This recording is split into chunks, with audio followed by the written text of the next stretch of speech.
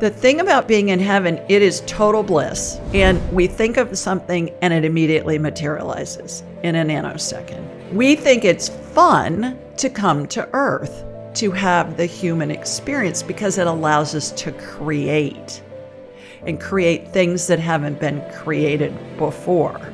The other thing that I hear all the time, and it took me a while to wrap my head around this part of the equation, what I hear is, in heaven, there's no right or wrong, no good or bad.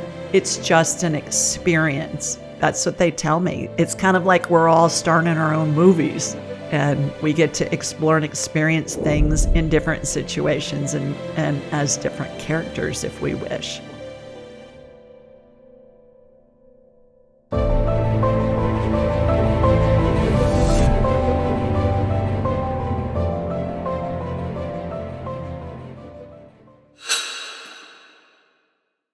It's a song that sometimes we play at the beginning of the episodes, and it just gets you into that state, right, that we're about to get into, in that flow. So cool. I got to see all kinds of fun things. Really? Oh, what did you see? Well, my spirit guides and my energy field just expanding galactically to galaxies far, far away. I love that, like Star Wars, or is that Star Trek in a galaxy? Star Wars. Far away. Star Wars. That's what I thought it was. Star Wars. Yeah. Don't you know George Lucas was channeling all that stuff? There's just he was definitely a channeler. Absolutely. Yeah. Okay, I'll follow your lead, my man. Let's go.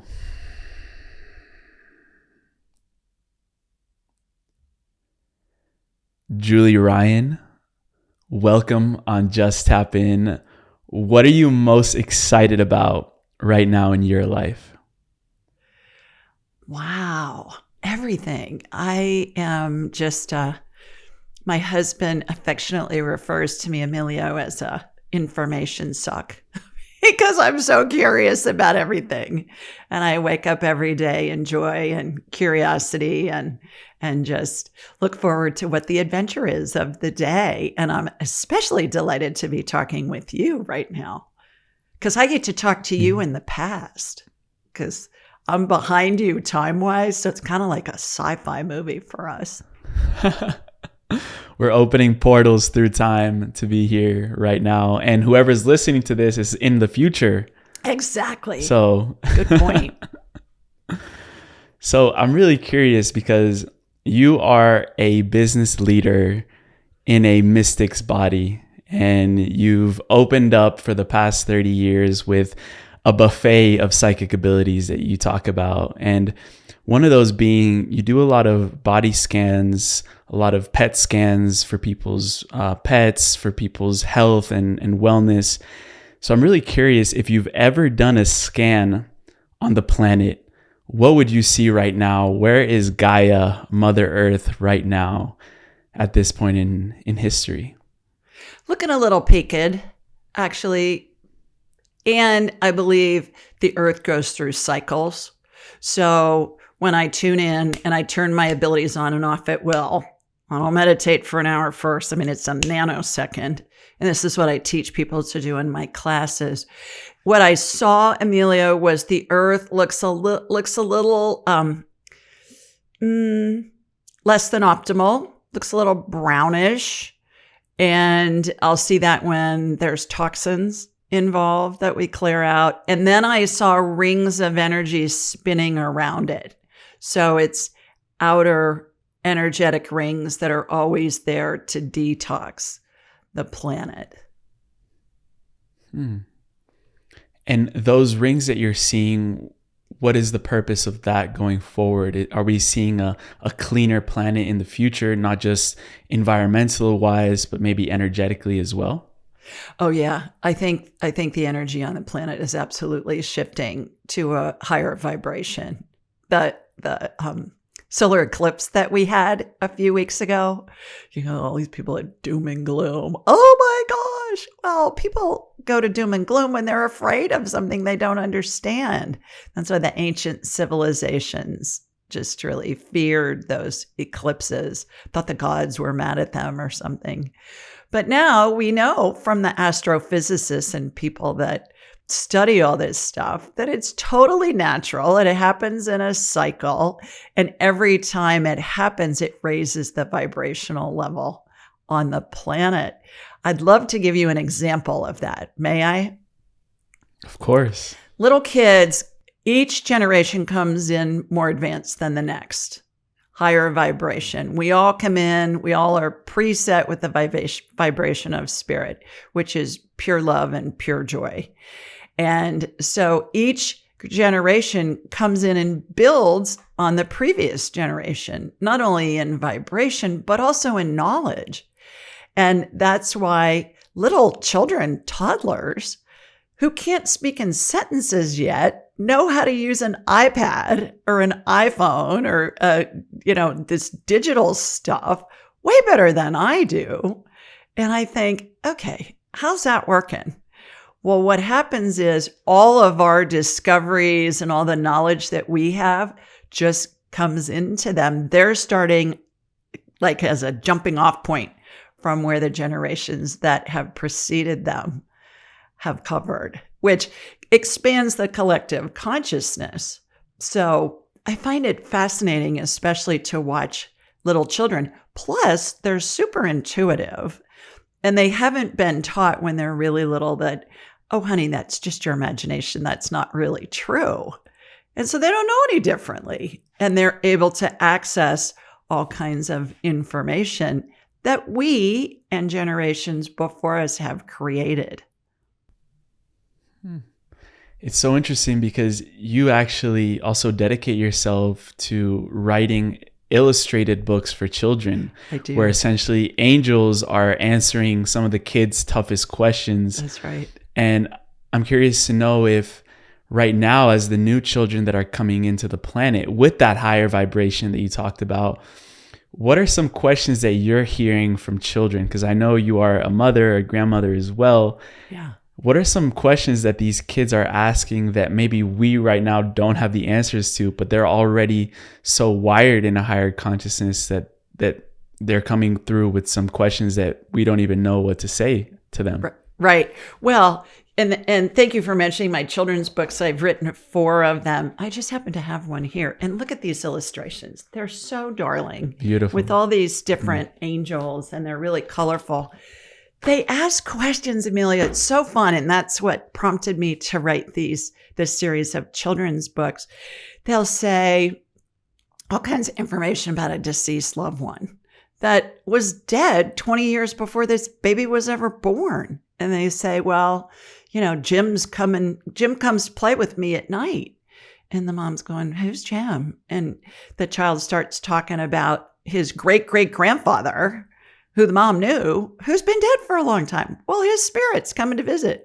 Or little children know about past lives, and they know information that can be validated with historic documents online. And this kid can't read yet. I mean, there's no way. He doesn't even know about other countries, let alone dates and times and things that can be validated. And then also when somebody dies, say a family member, and let's say they're at the visitation at the funeral home or wherever, and they say, well, honey, grandma died and she's in heaven now. And little Susie's saying, no, she didn't. She's asleep in that box up there in the front of the room, which is the casket. There still are people that, that bury the bodies. Not everybody's cremated.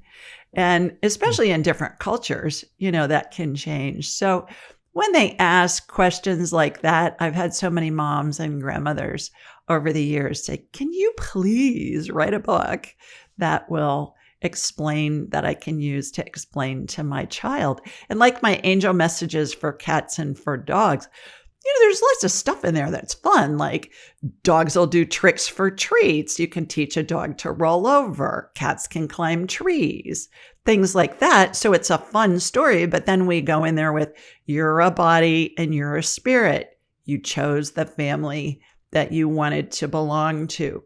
Your cat chose you and your family too. So we're getting that information in there in a fun way for children. The adults tell me they enjoyed it as much as the kids. Because they're deeper truths that not only a child can resonate with, but it's a universal truth. That being that we came down and chose to be here. Right. If you'd like to go a little bit deeper into that, because for some people that might not register the first time around of, what do you mean I chose? Like, why would I choose to be here if there's all this suffering going around me? Why did we choose to be here, specifically at this point in time? Well, because we need that contrast. When we know what we don't want, it helps us create what we do want. If everything was all just fabulous all the time, we wouldn't have any incentive to create anything. And that's why we're here, is to create a life of joy, life of purpose and joy. And in doing that, it goes back to what we were talking about a minute ago, which is it expands the collective consciousness. Look at how we communicate. Well, it used to be person to person, and then it was pigeon carriers, pigeon doves and stuff would do that, and then horseback riders, and then the Pony Express, and, letters, and we still do that, but now we have instant communication. So it evolves, and we expand, and then we build on that. And that's why we're here, to have the human experience, to be able to create. I've talked to billions of spirits, Emilio. I mean, I can't even tell you how many over the years. And the one thing that they always say is to me and to whomever whoever's in the conversation, is they say, the thing about being in heaven, it is total bliss. And we think of something and it immediately materializes in a nanosecond. We think it's fun to come to Earth, to have the human experience, because it allows us to create and create things that haven't been created before. The other thing that I hear all the time, and it took me a while to wrap my head around this part of the equation, what I hear is, in heaven, there's no right or wrong, no good or bad. It's just an experience. So when we're going through a tough time, our deceased loved ones, our spirit guides, our angels, God, the universe, Buddha, everybody are all saying, isn't this interesting? I wonder what Emilio's going to create out of this situation. He's not happy in this situation, so isn't it going to be fun to watch? And that sounds a little twisted from our human perspective, but when we go back to there's no right or wrong, no good or bad, it's just an experience. That's what they tell me. It's kind of like we're all starring in our own movies, and we get to explore and experience things in different situations and as different characters if we wish.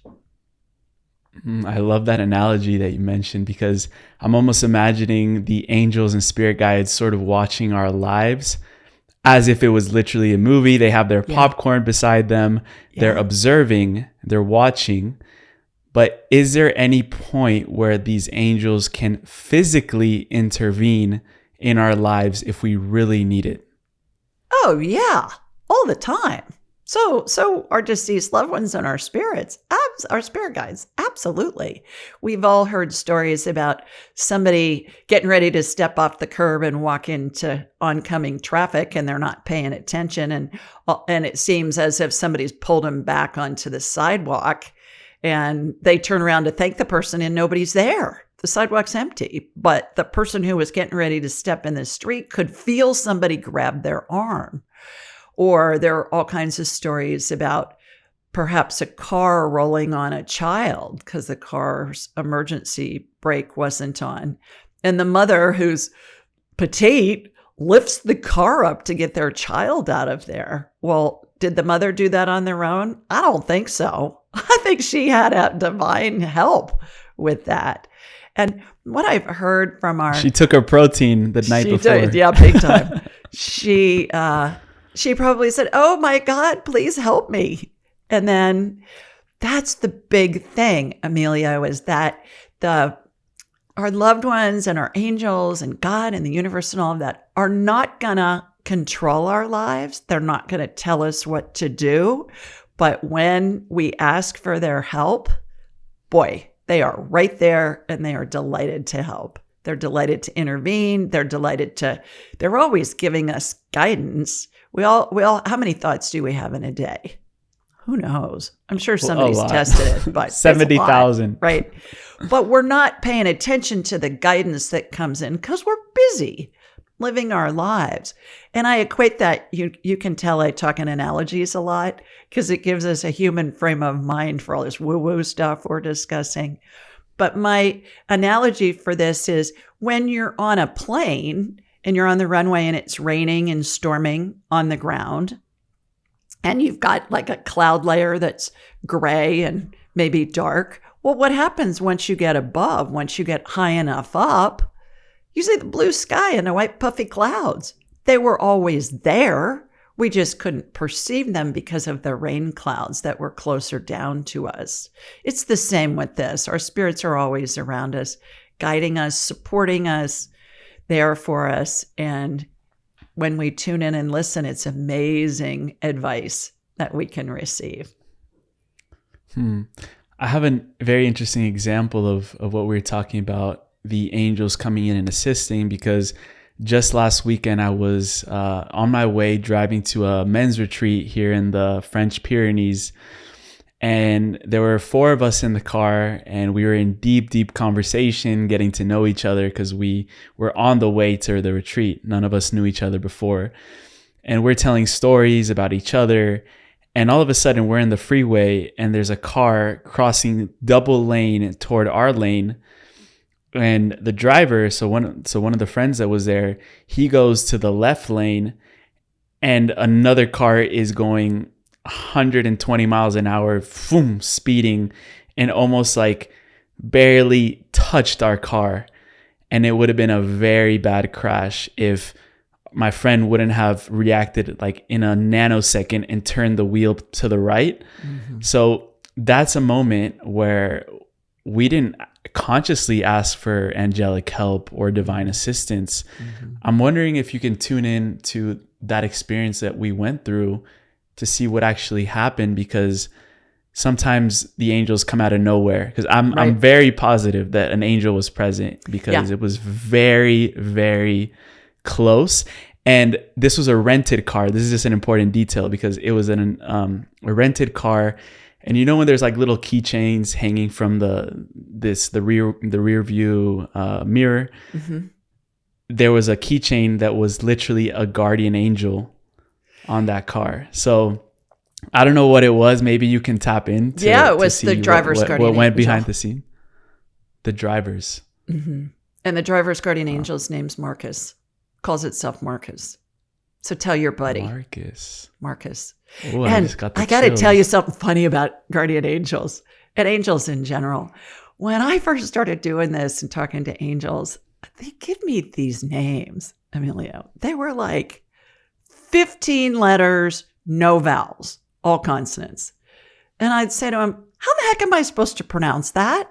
Please give me an English, easy to understand name that I can use, because they don't care what you call them. You know, we think, okay, we've got to call them by the right name. They don't care. They give us a name because it matters to us, makes it easier for us to communicate with them, because that's what we're used to, is people with whom we're communicating have a name, or entities, whether it be a pet or a person or whomever. So yeah, I get Marcus. Mm. And what he showed me, and again, spirits don't have, they don't have a gender. But it's okay for us to use those pronouns, him, her, she, whatever, his, they, them, whatever. That's those generations that are younger than I am that care about that at this point. So I'll leave that up to you. But they're gender neutral. They're just energy. They don't have a gender. But it's okay for us to help us understand from our human mind's perspective that Marcus sounds like a male name. So it's okay to refer to Marcus, the guardian angel, as a him.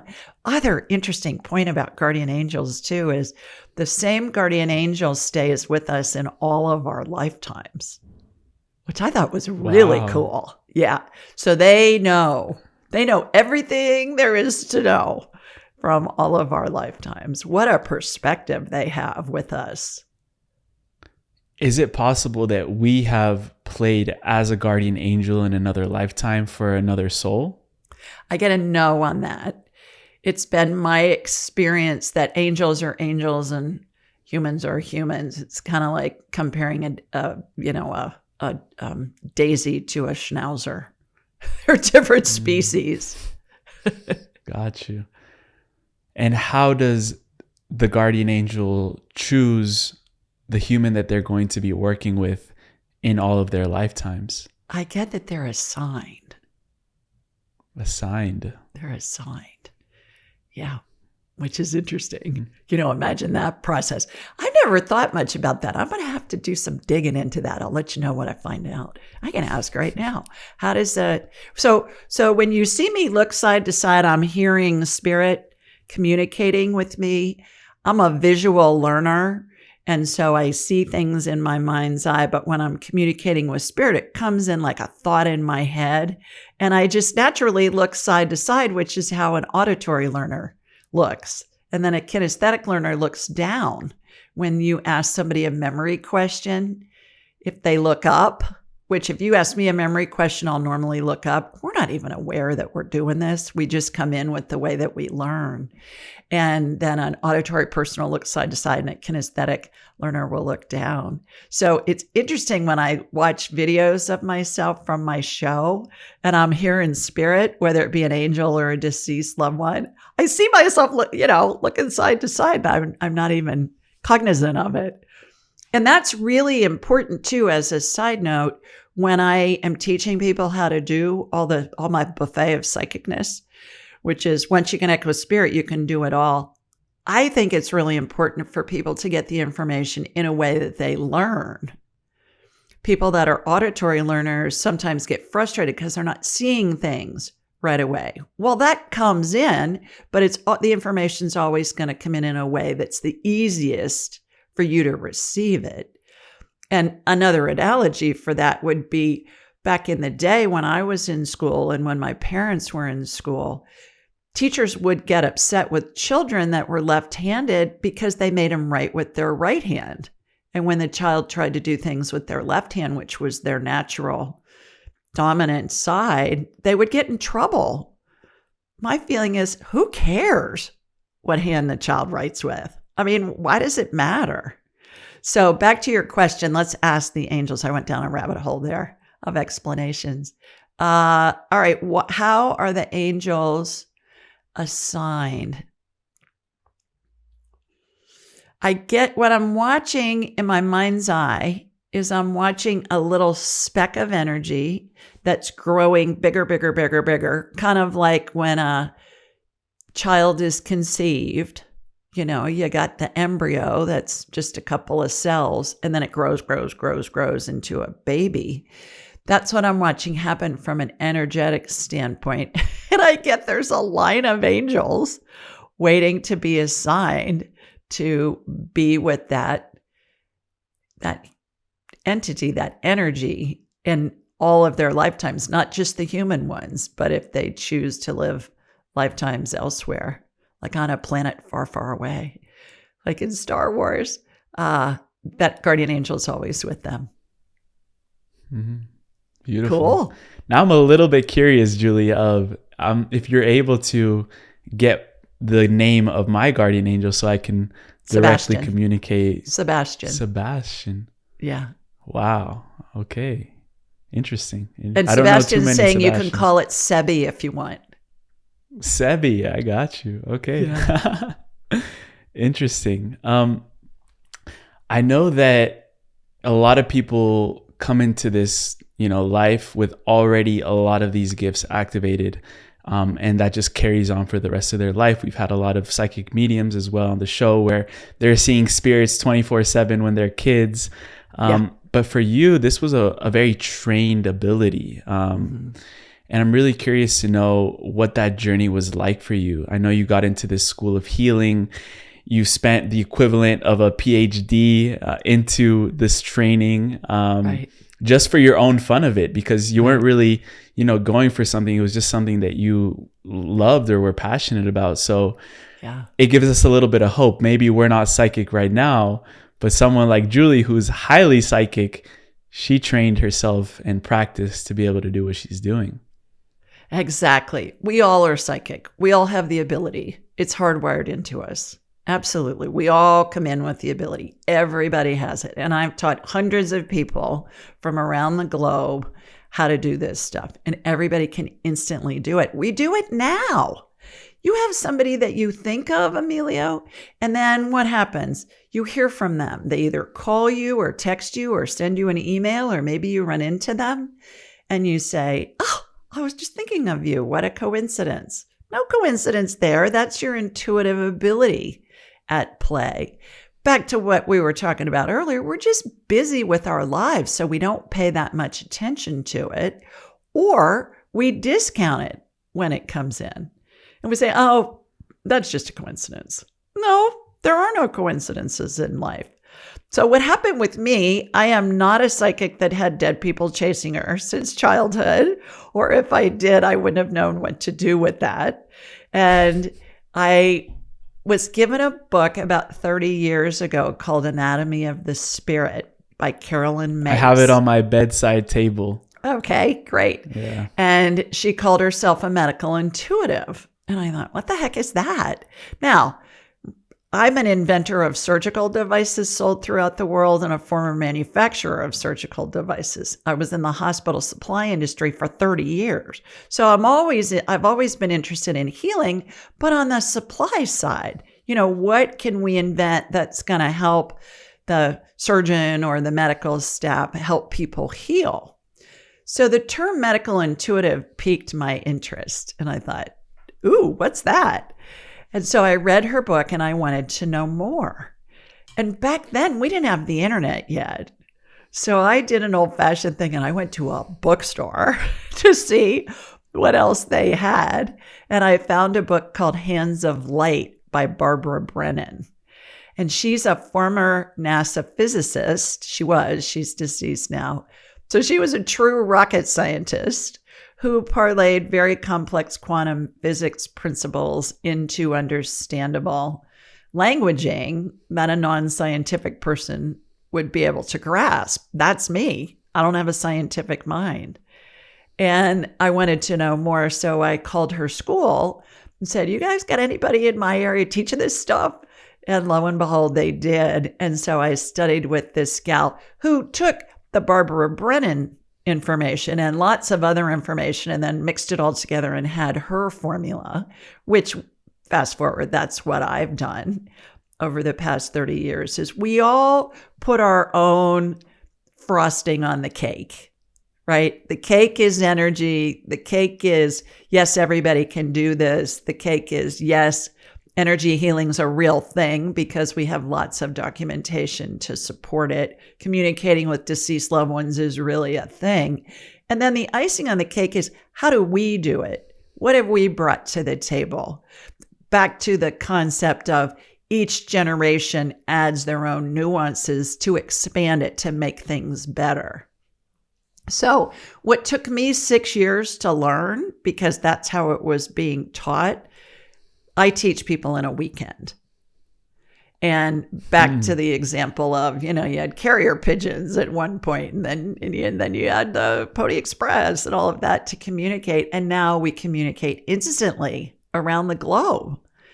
And how do you condense that's how it does 6 years of teaching into 2 days of information? Because I know how it works. I know what my techniques are, and they're instant. You turn it on, you turn it off. I don't walk around seeing dead people. I don't walk around scanning people energetically because I think that's unethical. And I only scan people that I have their permission. If you ask me to scan a loved one for you, like a parent or a friend, I'm going to telepathically ask that friend's permission first. I will not scan anybody without their permission, because I think it's a violation of their privacy. I don't think it's right. It ain't right. That's what they would say here in the deep south where I live. Just ain't right. So, yeah, I do that all the time. I even ask fetuses if I can scan them in utero. And Wow. if they say yes, I will. If they say no, I won't. But we can communicate with that spirit even if I'm not scanning them. And here's why, Emilio, I don't have an ethical thing with that. I believe it's okay. If you run into somebody that has pneumonia and you're talking with them, they're going to tell you how they feel. They're going to tell you the information they want you to know, but you're not looking at their chest x-ray without their permission. So that's how I equate that. But it's like, we used to have to send somebody on horseback in the battlefield back in the day to convey information. Now we text somebody and it's instant. It's the same thing. We progress. We figure out ways to do things easier, quicker, more efficiently. And that's how this works too. And it's a blast. It is so much fun to learn to do this stuff. Well, you're an inventor, you're an innovator. So it makes sense that you're finding more efficient, productive ways of doing things that we've done in the past. One of those things being when you see a healing, maybe psychically, you're seeing that they're utilizing methodologies and devices that haven't been invented yet. Right. So what are you seeing in those processes of healing that maybe are technologies of the future that we can start bringing into the present moment by just focusing our attention on them? Yeah, great question. And that gets me really excited when I see new things. And I do all the time. And it's like when I see a new methodology or device being used in an energetic healing, when I say see, it's all in my mind's eye, right? But when I see it, it's like, okay, and then I've got it in my repertoire and I use it on other people, usually in short order. Somebody else will show up with similar symptoms and I'll see that healing be used too. Let me give you an example of how this has progressed for me. Back in the day, when I first started doing this, I would watch, like, if somebody had a diseased kidney, I would watch the transplant. Like in the operating room, I would see the donor patient. I would see the person with whom I was working. I would watch the diseased kidney get removed. I would watch the new kidney get harvested from the donor patient. I would see all the, plumbing get clamped and the blood and, and all that jazz. And then I'd watch the new kidney get placed and implanted into the patient that needed it. Fast forward many years. Now, I never see surgical procedures for organ transplants like I used to many years ago. What I see now, Emilio, is I see stem cell energy being used. Stem cell energy is the absolute coolest stuff because it'll heal any body part that we need. I have watched it generate new organs, bone. I mean, it's incredible what it'll do. I watched stem cell energy seal a leaking breast implant yesterday on a client. And she had mold inside her body because her breast implants were leaking and she was really sick. So I got the stem cell energy to be able to seal that leak, remove the mold and stuff out of her body and, all the infection and all that jazz and that'll hold until she can get them removed. Get the implants removed. So it's really interesting. The stem cell energy looks to me like a light amber colored gel, has sparkles in it, because it's woo-woo. We got to have fun while we're doing this stuff, right? And it has this watery consistency to it that reminds me of this hair gel when I was a kid in the 60s and 70s called Dippity Doo. And so I watch, like if we're doing a new kidney, I'll watch a mold, like a plastics mold that I used in manufacturing. I'll see a mold of a kidney and it's either the right kidney or the left kidney. And then I'll watch the stem cell energy fill that. And then there's always a vortex that I see that spins above either what's being generated or over the body part that's being healed with the stem cell energy. And that centrifugal force is what transforms the stem cell energy into whatever body part we're needing. So then I'll watch the all the arteries and all that jazz get clamped off. I'll watch the diseased kidney get removed. I'll watch the new kidney generated with the stem cell energy get put in the person with whom I'm working. I'll watch everything get stitched in there, like what I saw in the operating room. And then I'll watch the clamps get removed, and then that kidney will be functional. And I've had organs show up on subsequent scans at the doctor for some of my clients. I didn't have them. My clients did, and then they reported back to me. And over the years, I've even had doctors call me and say, "What are you doing? And how does this stuff work?" And here's what I explain to them, if I may. Yeah. Every cell has a nucleus. Every nucleus is surrounded by cytoplasm. Cytoplasm's a watery gel like dippity-doo. Our bodies have a centrifugal force in them that spins that causes us to be able to divide and replicate billions of cells a day automatically. I'm watching in these healings with spirit working through me and with me. I'm watching that happen just in warp speed.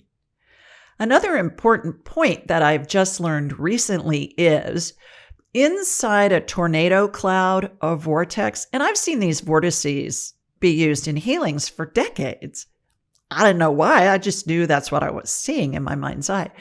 But inside a tornado, Emilio, there's plasma. It's the plasma field. It's scalar energy that's working inside a tornado vortex.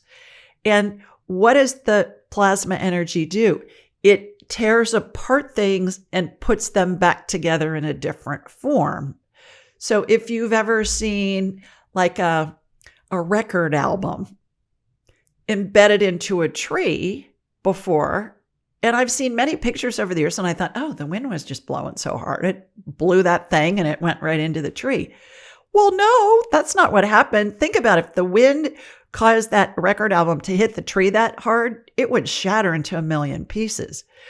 Whereas what the picture shows is the record is embedded in the tree and there's no trace of anything, any kind of entrance around it. The record has merged with the tree in the vortex of the funnel cloud, that is the tornado, because it's taken apart something and put it back together in a different form.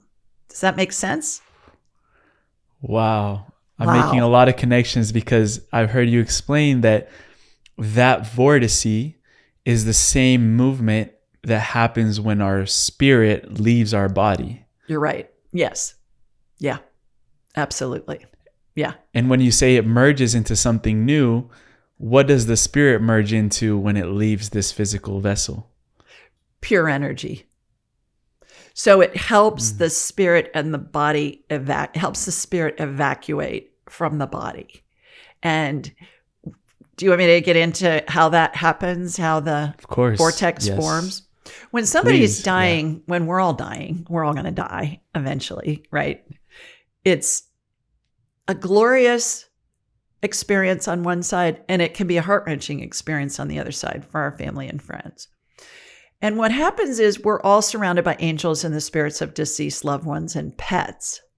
And we can get into that more in a minute. But we go through what I have coined the 12 phases of transition, which is a configuration of angels, deceased loved ones, deceased pets, spirits. They take on different configurations as the person's getting closer and closer to death, 1 through 12 phases.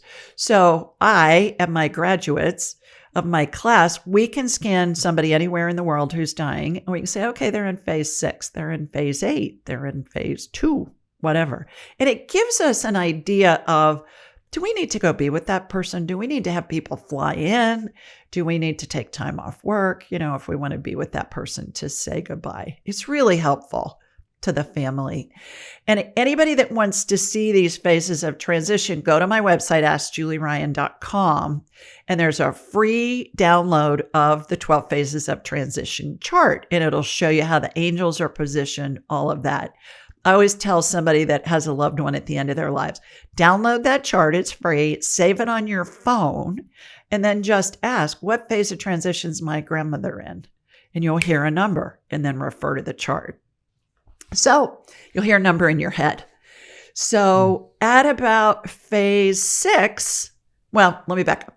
When somebody's dying, the spirit exits through the top of the head. You hear near-death experience people talk about that they felt like they were going through a vortex or a tunnel. That's what's happening. That's what they're reporting. And it hangs on to the top of the head, kind of like a cartoon caption, similar to a speech bubble. Yeah. And then about phase 6, then all the angels and spirits start coming in. About phase 6, there are 2 angels that show up on either side of what I call the spirit bubble. Are those the guardian angels? Those are extra angels. No, the person's guardian angel is always right next to the mother spirit, the closest maternal spirit. So the maternal spirit runs the show from the spirit world, which really surprised me.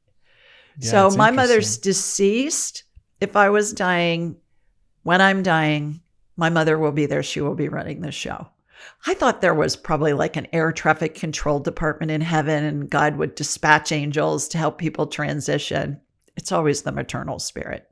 And if somebody's adopted, it's the mother that raised them.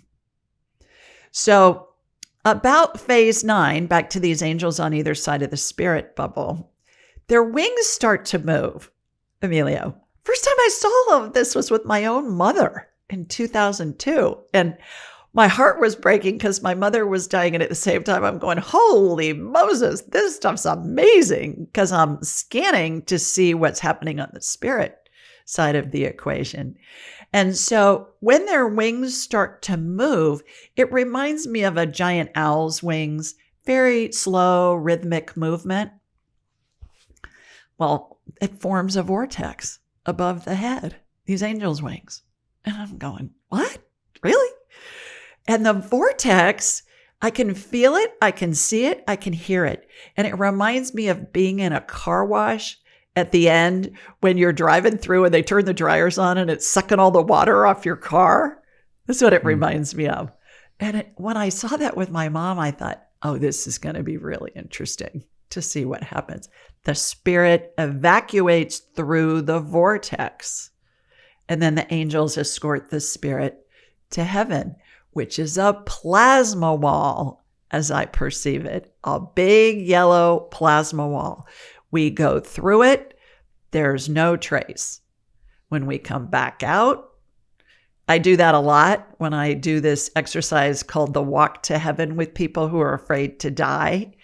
I'll get my spirit out of my body. I'll get their spirit. We'll walk through the heavenly gates, the pearly gates, and they'll see all of their deceased loved ones are there to welcome them. And it gives them lots of peace and helps them transition. But I can tell you, I've never seen St. Peter at the pearly gates with a clipboard going, hey, you're allowed in. No, you got to go burn for eternity. Everybody goes to heaven. Everybody goes to heaven. Yeah. The interesting thing about the vortex, though, in the dying scenario, though, Emilio, is when I was writing my book, Angelic Attendants, what happens as we transition from this life to the next, I did some research. I was led to do some research. And what I learned was, this is what I put in the search bar: owls, wings, vortex. Come to find out, there's this thing called the wingtip vortex. And the wingtip vortex is a phenomenon that occurs under wings of everything that flies, whether it be a bug, a bird, a plane, a jet, a kite, whatever. And if you do an internet search on wingtip vortex, you will see probably hundreds of thousands of aeronautical engineering drawings and articles and stuff about the wingtip vortex. I'd never heard of that. Had you? I mean, we basically fly out of our bodies. I know. Well, no, the wingtip vortex is those angels' wings moving that causes the vortex to spin to create the vortex that allows the spirit to separate from the body. So would those angels be called the seraphim? I get a yes on that. I never thought about it. I don't categorize them much. They're depicted with like a bunch of like Big 6 old- wings. You see a picture of the seraphim, you can look that up, and they have quite a lot of wings. I don't see 6 wings on them. Angels all look like the statuary to me. I went through 12 years of Catholic school, so I was taught that's how they look. Big wings, white gown, rope belt, barefoot. Is that what they really look like? Nah. Somebody that grows up in an indigenous culture may see them as just a blob of purple energy or something. But we're going to perceive information from spirit in a way that it makes sense to us based on our frame of reference of what we've learned in our lifetime. Back to guardian angels don't care what you call them. It's a way to help us understand more. But back to the wingtip vortex, I thought, oh my gosh, isn't this fun when science catches up with woo-woo? Because woo-woo's been around a whole lot longer. One other point, if I may, to make about science catching up with woo-woo. When I have gone to many Catholic funerals, of course, growing up Catholic, I always hear this prayer at the end of every Roman Catholic funeral. It's called In Paradisum, which talks about the angels and your loved ones will greet you and lead you into paradise. Well, at my mother's funeral, I heard it, and I'd heard it lots of times throughout my life. I thought, whoa, that's what I saw. I saw angels and her loved ones greet her and lead her into paradise. And so when I was writing the book, I thought, I'm just going to research that, see where that prayer originated. Well, what I learned was it started as a 5th century Gregorian chant.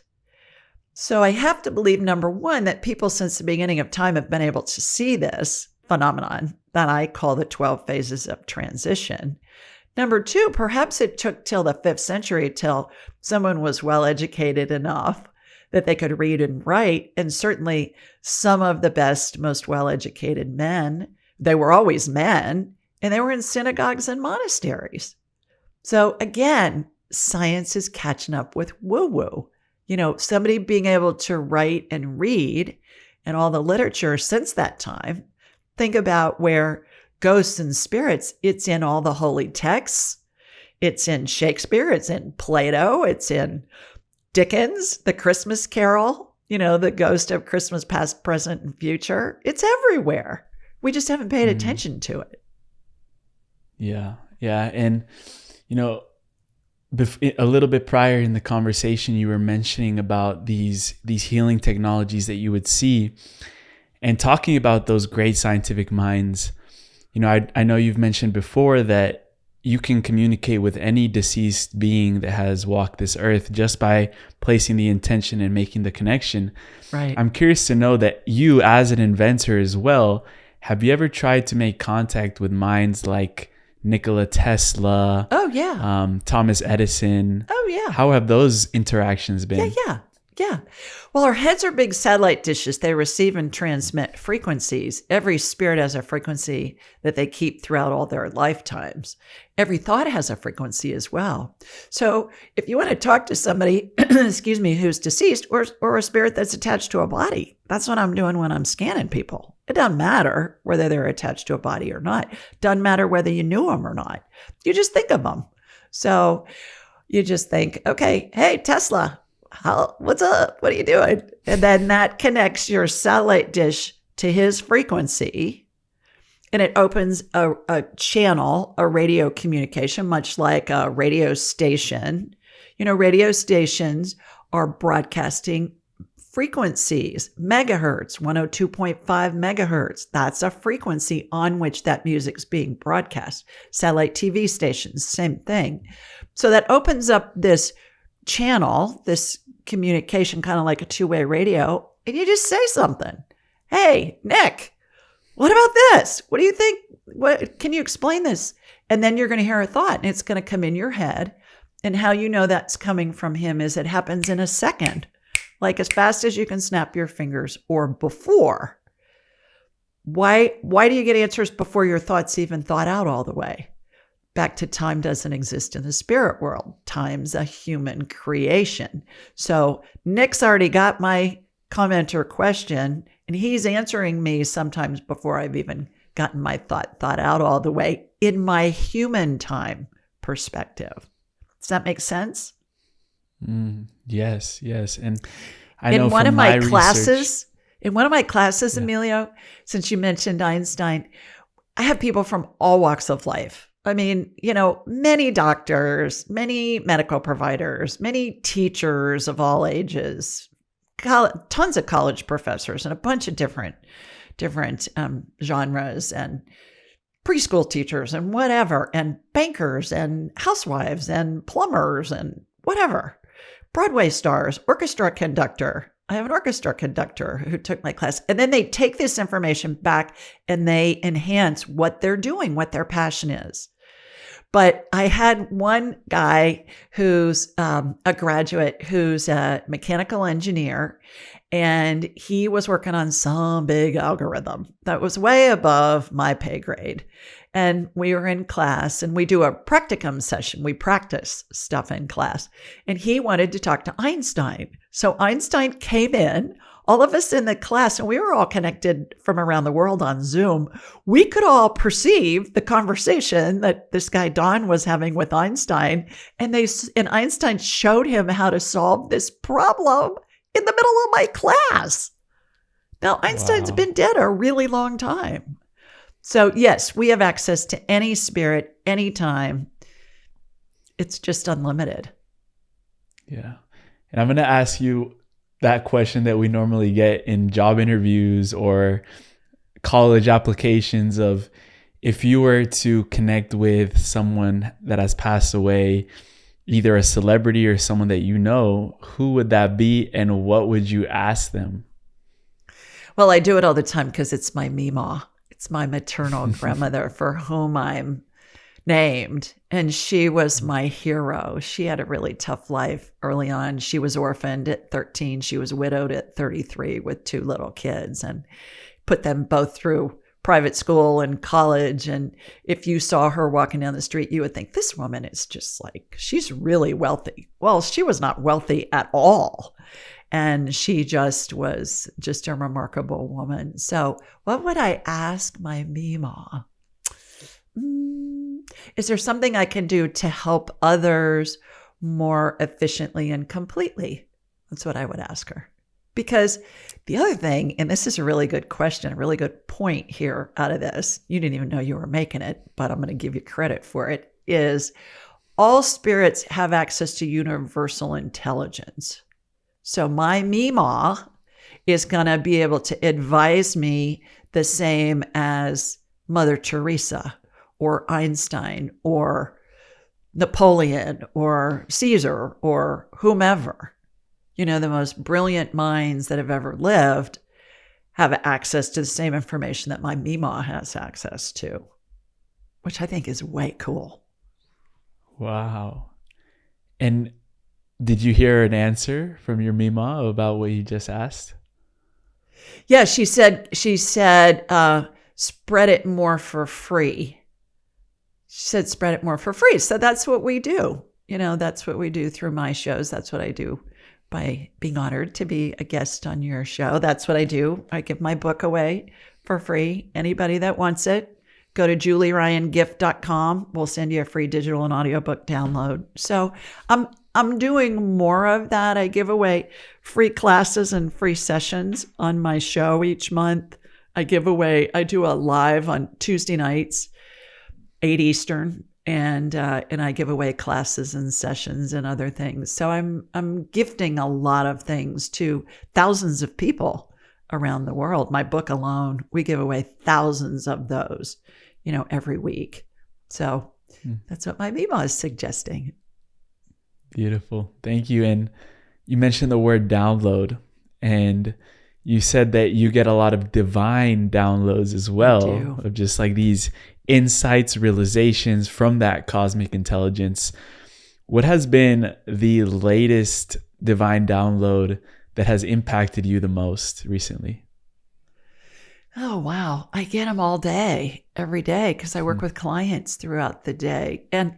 And what happens when I'm working with a client is, let's say I'm doing a medical scan and energetic healing. And again, it's spirit working through me and with me to help facilitate healing.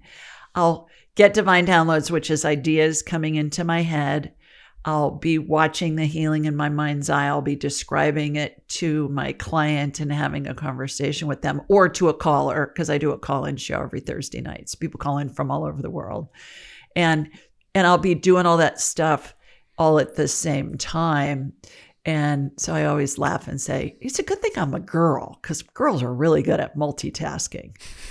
Way better than boys. Sorry. It can be a developed skill for guys, but women come in, because, think of the caveman days. You were out getting dinner, and I'm taking care of the kids, keeping the wild animals out of there, cleaning the cave, cooking dinner, doing the laundry, doing 15 million things all at the same time.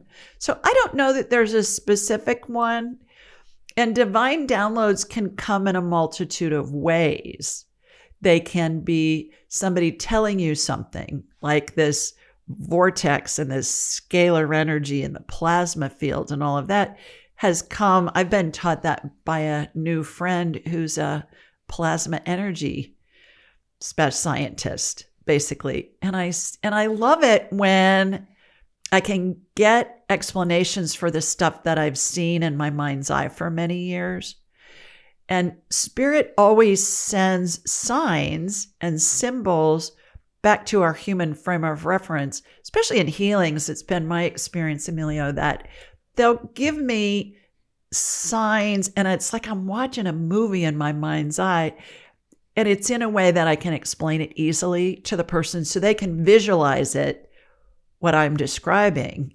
And what that does is it helps them understand it better, but more importantly, it helps the healing integrate into their human body, because the body's going to follow what the brain's telling it. And then on my call-in show, I always tell all my listeners, back to your point, it doesn't matter if they're listening real time or in the future.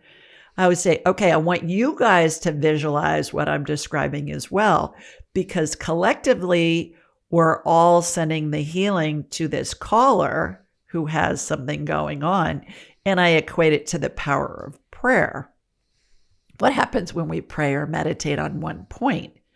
A lot of people are meditating on the health of the planet, back to what you brought up earlier. So we have all that energy focused on one thing, whether it be the planet or this person who's calling into my show with stomachache or whatever.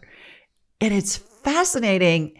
Not only does that help the person who's called in, but I have many instances too of people saying, I listened to your show. I had the same ailment going on. I visualized the healing you were doing for that caller, and my symptoms went away as well. So that's really cool when I get emails like that. Wow. Would you be willing to lead us through a short prayer on something that you would want to improve in the world right now, or something that you think needs healing on the planet? I have a different take on that, Emilio. And my take is everything's unfolding perfectly always. And when there's a perceived problem, what's happening is it's creating something that's improving our lives. So I don't look at things as problems anymore. I look at them as opportunities for us to expand. And I know that every perceived problem serves a purpose, whether it's a purpose in somebody's life and it's helping their spirit explore and experience things it wanted to explore and experience, or whether it's the world or the earth. I think it's important for us to remember that we can't change anybody else's perception. We can't change anybody else's experience, and we don't want to change it. Because somebody that's going into a situation on the planet, let's say they, go someplace where there's a lot of smog. And we think, oh, this is awful. This is terrible. Well, yes, it is. And maybe there's a person there that's going to go, oh, here's what we can do to clean this up. And it's something nobody's thought of before. They're going to create something else. So back to what I've learned from Spirit is everything's an experience. There's no good or bad, no right or wrong. Now, it's not easy to get to that place from the human perspective. And I certainly don't live there 100% of the time, but I strive to. So when I pray, I always say, help me be of service to others, to myself, to my loved ones, instead of, oh, this is terrible. God, you got to fix this, because it is being fixed. And the people and the places and the events that we need to show up always show up right on time. There's a big topic that's coming up right now for me around self-forgiveness as we were going through this men's retreat. Us men, we're taught to suppress our emotions, hide behind our emotions, and not express them to the outer world. And I think we've all made decisions in our life in the past where, I don't want to use the word regret, but we wish we would have done differently because now we're at a different state of consciousness. And if we're talking about the spirit world as not having those properties of time, past, present, and future that we have in this physical reality, is there an aspect of us in our life that can change the past? Or is it set in stone and we just have to learn to forgive it for what it was? Or can we change the past? I don't think you want to change the past because there are no mistakes in life. It's all part of the learning curve. It's similar. Here's an analogy for you, analogy girl here. When you're learning to swim, chances are good you're not going to dive into a 12-foot deep end of the pool without knowing how to swim. What are you going to do? You're going to go in the shallow end, and then you're going to take a step to make it deeper and make it deeper. And then you're going to take a step and you're going to learn how to swim. And then you're going to get proficient at that. And then you're going to dive into the deep end and you're going to know how to swim. Life is the same way. It's all part of the learning curve. It's all perfect. There's nothing to forgive. Regrets are a total waste of time. And I do have a technique that I'd love to share with your listeners, if I may, of a way that really can help relieve that feeling, if I may. I call it the 2-minute rule. And Spirit gave me this. This was a divine download several years ago. And it goes like this. Thoughts have no meaning until we give them a meaning. Thoughts either feel good or they feel badly. If they feel good, they're true. It's accurate. If they feel bad, they're always based in fear. Now, there's two kinds of fear. There's rational fear. There's irrational fear. Rational fear, something's going to harm you or kill you, change the conditions before it does. Irrational fear is everything else. And it's fake. It's fake news. False. So we all agonize over woulda, coulda, shoulda. And the body, when the body's in fear, whether it's fake or real, the body doesn't know any differently. The body just goes into fight or flight. What happens when we go into fight or flight? We have an autonomic response. Our heart rate goes up. Our blood pressure goes up. Our stress hormones, our cortisol is raised. The blood drains from our brain, goes to our heart and our extremities so we can run away, and we lose clarity. So all of us are hardwired for fear. When we have a thought that feels badly, we're in fight or flight, we've lost clarity, and we think, well, if this happens, then that happens, then that happens, then that happens, then that happens. And we're using our imagination to dream up all this stuff that we're making up, and then we're suffering over it. So here's the technique. When you have a thought that feels badly, like, oh my gosh, I wish I could change the past because I regret this, you ask yourself, if you regret a past action, is that going to kill you in the next 2 minutes? It's a yes or no answer. If you regret something that you did in the past, is that going to kill you in the next 2 minutes, Emilio? Nope. When you get a no answer, that means it's a fake fear, right? You've drummed up this whatever, and we all do it. You were, back during COVID. Oh my gosh, if I touch something and it has the virus on it and then it's on my hand and then I touch my face and it crawls into my nose and then I get sick and there won't be a hospital and there won't be any ambulances and, I'm going to die homeless and starving without medicine on the street. Really? Probably not. But we all went there because of the media, instilling all this fear in everybody. And so whenever you have a thought that feels bad, immediately go to, is this going to kill me in the next 2 minutes? Yes or no?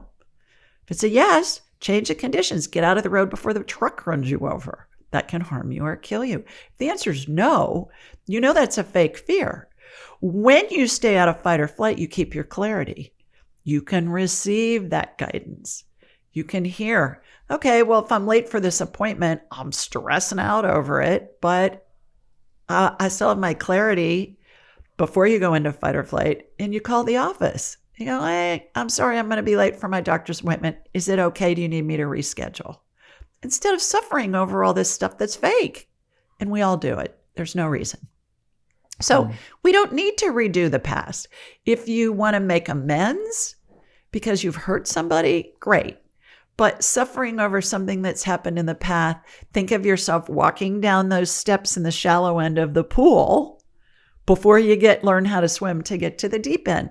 Those regrets are the steps into the shallow end so you can learn how to swim. I love that analogy. That's beautiful. And thank you for sharing the 2-minute rule. I'm curious to know. Works great. When was the most pivotal time in your life where the 2-minute rule saved you? Oh gosh. I use it. I use it every day, And it's just habit.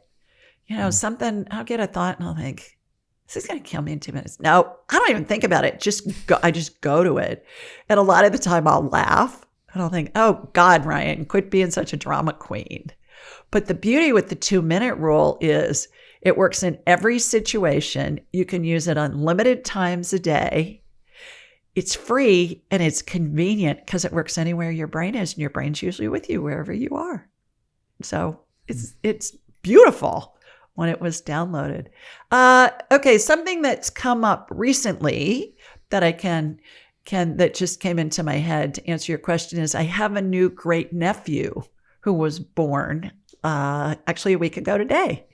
And he was high-risk pregnancy. There were lots of peaks and valleys in my niece-in-law's pregnancy. The family was all worried about him. And of course, I got a bag of stem cell energy hooked up to this baby in utero. And they delivered him early because he wasn't growing and blah, blah, blah, blah. And when my brother first called me with the problems a few months ago, immediately I went into, oh no, well, God, if he doesn't survive, then this. And I thought, is this going to kill me in the next 2 minutes if this baby doesn't make it? Answer was no, which sounds calloused.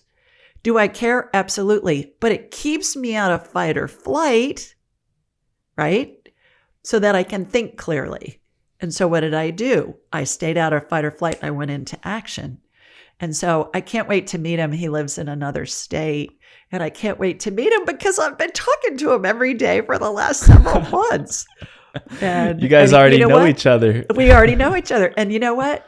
That baby came out. He was 5 pounds, 1 ounce. He didn't spend any time in the neonatal intensive care.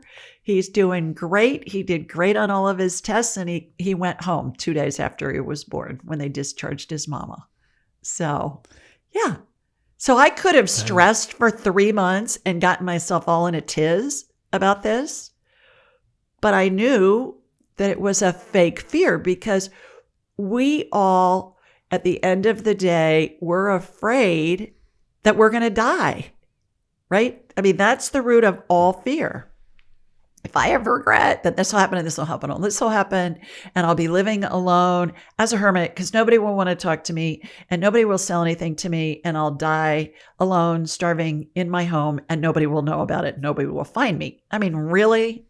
Chances are good, no. But what that does is that allows you to spend your thoughts creating things that benefit you and others.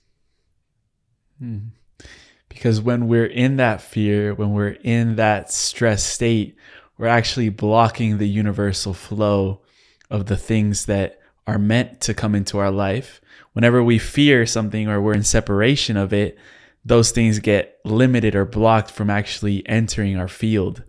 So when we're in that relaxed, aware and awake state, that's when the things in the universe can start coming easily and flowing into our life. Exactly. I'm really curious because we haven't really talked about past lives. And that is something that you also help people do, is access past lives.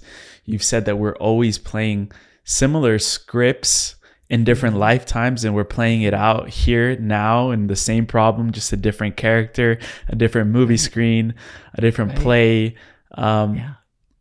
You've actually accessed people's lives, or maybe even your own, on different planets.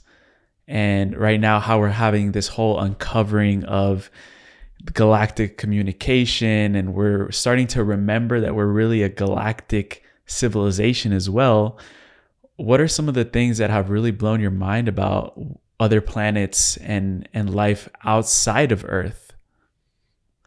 Well, my favorite example to cite is the movie Contact with Jodie Foster that was out, I think, in the late 80s or perhaps early 90s. They have the big old computer monitors, that took up your whole desk. So, and she goes to another planet, spoiler alert, and she touches like the air and it's plasma, which is interesting. And she goes through, when she's traveling to the other planet, she's traveling through a vortex. Well, how do we communicate with people that are not with us? It's called non-local reality remote viewing, remote communication. It's through the plasma field. And so when she meets up with this alien, the alien is appearing in the form of her father. And her father died when she was a young child. So she's not afraid. He takes the appearance of her father. So I find that that's really interesting, because back to that whole plasma thing, and I'm just really starting to dive into that from a scientific standpoint, just because it's fascinating. I find that really interesting. I had a gentleman call into my show early on. I think we just did we're at about 475 or something episodes. And he was in 31. So it was really early in the game, several years ago. And he called in and he wanted to know if he had a past life as an engineer. So I got this year, it was 1931, I believe. And it looked like a Star Wars set, Emilio. I thought, okay, in a galaxy far, far away. This is a galaxy far, far away. I thought, okay, Lucas was channeling this stuff. I knew that originally, but I thought, boy, he really was channeling. I'm tapping into what he was seeing. And then I said, oh, this must be a future life. Wrong assumption. What I got then was, no, it was 1931. It was a past life. And I got that, how in Star Wars, they have those flying vehicles, and then they have the cities, kind of the installations on the planets, and the vehicles are flying around and stuff. So this guy who called into my show was an electrical engineer-ish kind of a guy. He was in charge of power grid on this installation on this planet. And so I said to him, what kind of engineer are you? And he said, I build jet engines for GE. I'm an electrical engineer. I said, well, there you go. There's always a semblance. There's always some commonality of what's happening on a past life and what's happening on this life. We end every episode with a segment called The Final Trio, which are rapid fire questions that you can answer in any way that you want. Before that, where would you send people to connect with you further right now, and for people to get to know your work on a bigger scale? AskJulieRyan.com is my, that's Mission Control. That's my website. That's where everything is. I'm Ask Julie Ryan on all the socials. I'm Ask Julie Ryan on YouTube. If you want a free copy of my book, Angelic Attendants, just go to Julie Ryan Gift, or there is a tab on my homepage at AskJulieRyan.com. Beautiful. For the final trio, the first question is, what is something that you've experienced that you wish that all people experienced? Being able to communicate with spirit at the drop of a hat, turning it on and off at will. That's so cool. Yeah. Second question, what gives you your highest joy? Being with people, being with loved ones, being with others. I every day get to talk to clients and people who call into my show, and it's such a joy to meet people from all over the world and get to hear their stories and get to know them a little bit and be of service to them. So being around people and hearing about their lives and helping them if I have the opportunity. I love that. The last question we ask at the end of every single episode, we call it the time capsule question. We call it that because it requires us to travel out a little bit into the future, around 15 or 20 years. The reason we chose out that date is because that is going to be a time essentially where the younger generations of today will be stepping into leadership positions around the world. And they're going to need some guidance. They're going to need some assistance, some direction when it comes to spearheading the ship for humanity going into the new earth, going into the future. So you are given the opportunity to leave behind a time capsule for these leaders. And you can include anything that you wanted inside of the time capsule. It could be a message, a teaching, something physical, non-physical. There's no limitations to what you can put inside of the time capsule. But if you had this opportunity to leave behind something for the leaders of the future, what would you leave behind? That's easy. My book, Angelic Attendants, because people are so afraid to die, and it's a glorious thing. And if we can remove and educate people about how you're surrounded by angels and the spirits of deceased loved ones and pets, and it's glorious, and you live many, many lifetimes, what would happen if people didn't fear death, Emilio? How would they live their lives? What would they do? What chances would they take? What would they create if they weren't worried about what was going to happen to them? The way I live, I feel like, okay, the worst thing that can happen to me is I'm surrounded by angels and my spirits of deceased loved ones and pets, and I'm escorted to heaven by angels. Okay, bring on whatever. And so it helps me live a life of joy and purpose that if I was afraid, I wouldn't be doing. And it really opens up, I think, possibilities for everyone when they understand, okay, the bottom line is there's really nothing to fear. On top of the time capsule, there's a gold plate with your name on it, and you can etch in a question, a reflective question for these leaders. What would you ask them to contemplate on themselves in the future? Evaluate your fear. Most fear is false. Have you figured out how to discern what's a real fear and what's fake fear? Because 99.9% of fear is fake and it holds us back. And it's just like, come on, use the 2-minute rule. So it would be, have you been able to identify real fear and fake fear? I love that. Julie, Ryan, thank you so much for your wisdom. Thank you so much for your time. I've appreciated and loved getting to know your work and all the service that you're providing for humanity. And I would love to continue our conversations going forward. There's so much to dive into. And yeah, I'm just really grateful for this opportunity. Thank you so much. Oh, my honor. Thank you for having me. Sending everybody lots of love. Mwah! From Sweet Home, Alabama, here in the U.S. Lots of love from Madrid, España. Thank you.